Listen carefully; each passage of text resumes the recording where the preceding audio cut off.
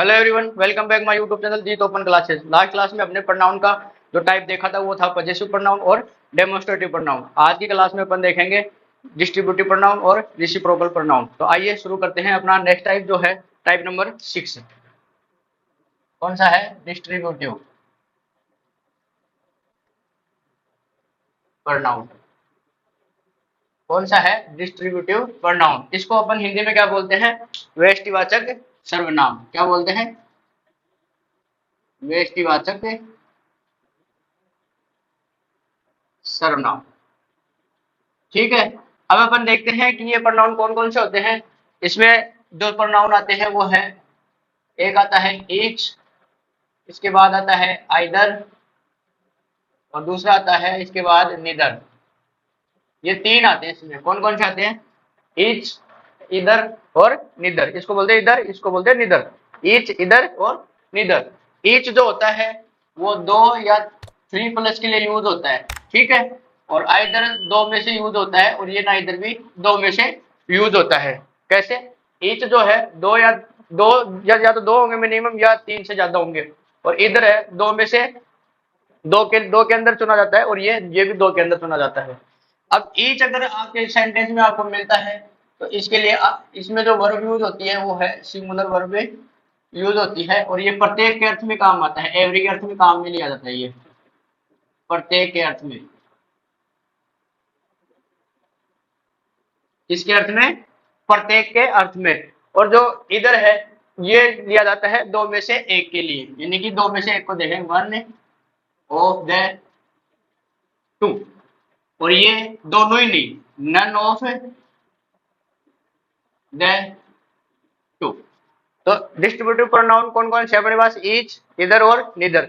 Each होता है दो या तीन प्लस के लिए काम में लिया जाता है, और इधर होता है वो जो दो होते हैं ना सब्जेक्ट, उनके रूप में दोनों में से या तो एक ही होगा। उन दोनों में से जब दो की बात हो रही है तो उनमें से एक की बात करेंगे। ठीक है।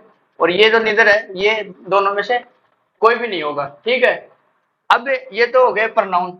ये तो प्रोनाउन की बात हो गई। अब ऐसे ही इसमें एडजेक्टिव भी होते हैं। एडजेक्टिव कब होगा? जब इनके आगे क्या आएगी? नाउन। ये सेम ही आएंगे, ईच, इधर, इधर, और एक और आता है इसके अंदर। इन तीन के अलावा एक और एक्स्ट्रा आएगा, एवरी। कौन सा आएगा? एवरी। तो ये हो गए चार। जब इनके आगे नाउन आएगी ना तो ये एडजेक्टिव के रूप में काम करेंगे। किसके रूप में काम करेंगे? एडजेक्टिव के रूप में काम करेंगे। और ये कौन सा एडजेक्टिव हो जाएंगे? Distributive adjective. अगर इनके आगे नाउन नहीं आएगी तो कौन सा जाएंगे? Distributive pronoun. ठीक है। अब बात करते हैं इनको एग्जाम्पल के थ्रू समझने की।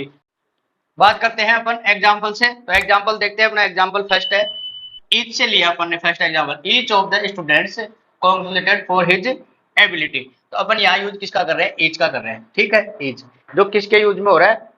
किसके साथ यूज हो रहा है? प्रत्येक के अर्थ में। यानी कि जो ईच ऑफ द स्टूडेंट यानी प्रत्येक विद्यार्थी, कौन बताई दी जाती है? फॉर हिज एबिलिटी, उनकी योग्यता के लिए। यानी कि जो विद्यार्थी है ना जितने भी, उन सभी को, प्रत्येक विद्यार्थी को, यानी एक एक विद्यार्थी को उनकी योग्यता के ऊपर बधाई दी जाती है। तो ईच का यूज किसके लिए हुआ? यहाँ प्रत्येक के लिए। ठीक। और यहाँ पे आपको प्लूरल मिलेगा। आपको नाउन जो मिलेगा वो क्या मिलेगा? प्लूरल मिलेगा। ठीक है। सेकंड देखो, ईच ऑफ द गर्ल्स, ये वापस प्लूरल आ गया। और ये अपने वर्ब कौन सी आ गई? सिंगुलर। कौन सी आई है? सिंगुलर। सिंगुलर की बात करें ना, यहाँ पर सिंगुलर वर्ब आ गई। ठीक है। अब बात करते हैं यहाँ each of the girls is present, यानी कि प्रत्येक लड़कियां, यानी लड़कियां जो है ना उनमें से प्रत्येक लड़की, यानी एक एक लड़की प्रेजेंट यानी उपस्थित है। यानी कि हर एक लड़की की बात हो रही है। यहाँ दो की नहीं हो रही, यहाँ तीन की नहीं हो रही, यहाँ जितनी भी लड़कियां हैं ना उन सभी की बात हो रही है। एक एक लड़की की बात हो रही है।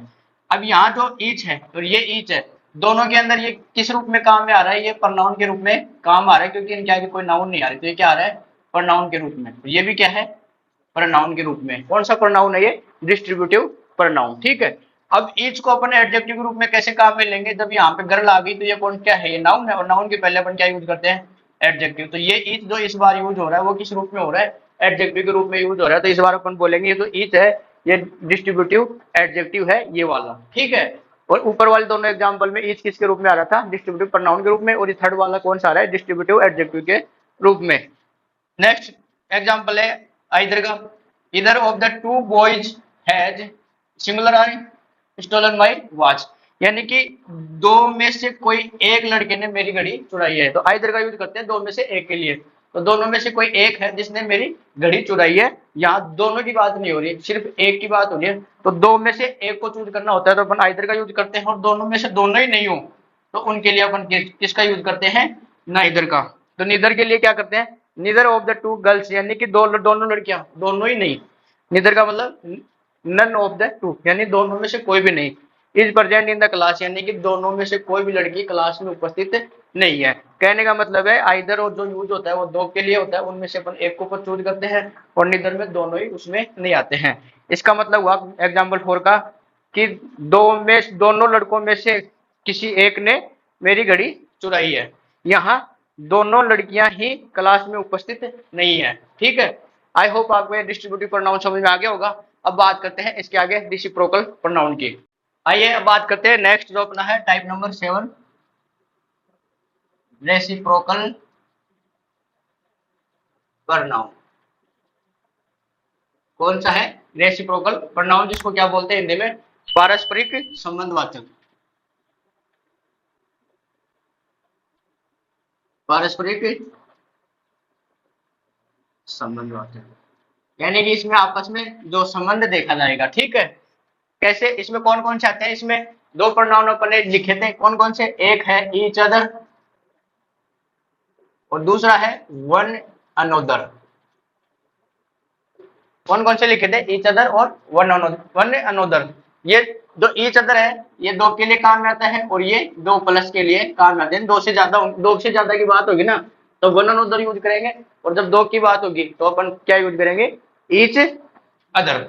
अब इसमें ईच अदर का मतलब होता है कि जो दोनों यूज हो रहे हैं ना वो दोनों बोथ, यानी दोनों की ही बात होगी, और ये एक तरीके से मैनी के अर्थ में आएगा, यानी कि दो से अधिक, मतलब मैनी हो गया। कैसे, इसको एग्जांपल से समझते हैं। आइए बात करते हैं, एग्जांपल से समझते हैं। एग्जांपल नंबर फर्स्ट है, both sisters hate each other. यहाँ कितनी सिस्टर की बात हो रही है, दो सिस्टर है जो आपस में एक दूसरे से नफरत करती है। ईच अदर का यूज यहाँ हो रहा है। ये इसका मतलब ये हुआ कि दोनों जो है ना वो दोनों शामिल है नफरत करने में। ऐसे नहीं है कि एक सिस्टर दूसरी से नफरत करती है, दूसरी वाली पहली वाली से नफरत नहीं करती। यहाँ दोनों की दोनों सिस्टर एक दूसरे से नफरत करती है। तो इसके लिए क्या यूज हुआ, ईच अदर, और अपन ने दो की बात की तो बहुत सिस्टर है, दो पर्सन है उनके लिए। ठीक है, तो सिस्टर कितनी है, दो, तो दो के लिए अपन ने क्या यूज किया, ईच अदर, और एक दूसरे से हेट कर रही है तो एक दूसरे के लिए हो गया ईच अदर। अब बात करते हैं नेक्स्ट एग्जाम्पल की, we are made for each other, यानी कि हम एक दूसरे के लिए बने हुए हैं। तो ईच अदर इस बार किसका हुआ कि हम, यानी यहाँ पर भी दो की बात हो रही है, दो से ज्यादा की नहीं हो रही। दो कपल्स होते हैं वो एक दूसरे के लिए ऐसे बोलते रहते हैं ना, we are made for each other, उस हिसाब से तो ये दो की बात हो रही है। तो ये भी दोनों एक दूसरे के लिए बोल रहे हैं, और दोनों बोल रहे हैं, ये बात एक के लिए लागू नहीं है। नेक्स्ट एग्जाम्पल देखो, ऑल द 5 सिस्टर्स, इस बार सिस्टर कितनी है, 5, तीन, दो से प्लस है, दो से प्लस ही है, दो से प्लस है, सिस्टर कितनी है, 5, पर्सन कितने हो गए इसमें, 5। तो all the 5 sisters hate one another. अब इस बार अपन ने वन अनोदर क्यों किया, क्योंकि दो से ज्यादा होने के ऊपर अपन मैनी के अर्थ में किसका यूज करते हैं, वन अनोदर का। ठीक है, आगे देखो, we should love one another. अब ये वो हम है ना, ये वी, ये दो के लिए नहीं आ रहा, ये हम सब के लिए आ रहा है कि हमें आपस में एक दूसरे से प्यार करना चाहिए, प्रेम से रहना चाहिए एक तरीके से। ठीक है, तो ये हम है ना, ये मैनी के अर्थ में है यहाँ पर, और यहाँ सिर्फ दो की बात हो रही है, समझ गए। यहाँ भी जो है वो खूब सारे लोगों की बात हो रही है, अपन सब की बात हो रही है। We should love one another, तो ये किसके रूप में आ रहा है, यहाँ पर मैनी के अर्थ में यूज हो रहा है। एक तरीके से जो ईच अदर है वो दो के लिए काम में होता है, और दो से ज्यादा की बात होती है तो वन अनोदर काम में लेते हैं। तो आज की क्लास में अपन ने दो प्रोनाउन देख लिए, डिस्ट्रीब्यूटिव प्रोनाउन और रेसिप्रोकल प्रोनाउन। नेक्स्ट क्लास में आगे के प्रोनाउन देखेंगे। आज की क्लास में इतना ही, आगे के छोटे छोटे प्रोनाउन है इसलिए मैंने दो दो प्रोनाउन साथ में लिए, एक साथ अपन खत्म नहीं करेंगे इनको, धीरे धीरे अपन आराम से धीरे धीरे इनको पढ़ते रहेंगे। क्लास अच्छी लगी तो वीडियो को लाइक करें, जिन्होंने चैनल को सब्सक्राइब नहीं किया वो सब्सक्राइब जरूर कर ले, और अपने क्लास को शेयर भी किया करें। ठीक है, थैंक यू।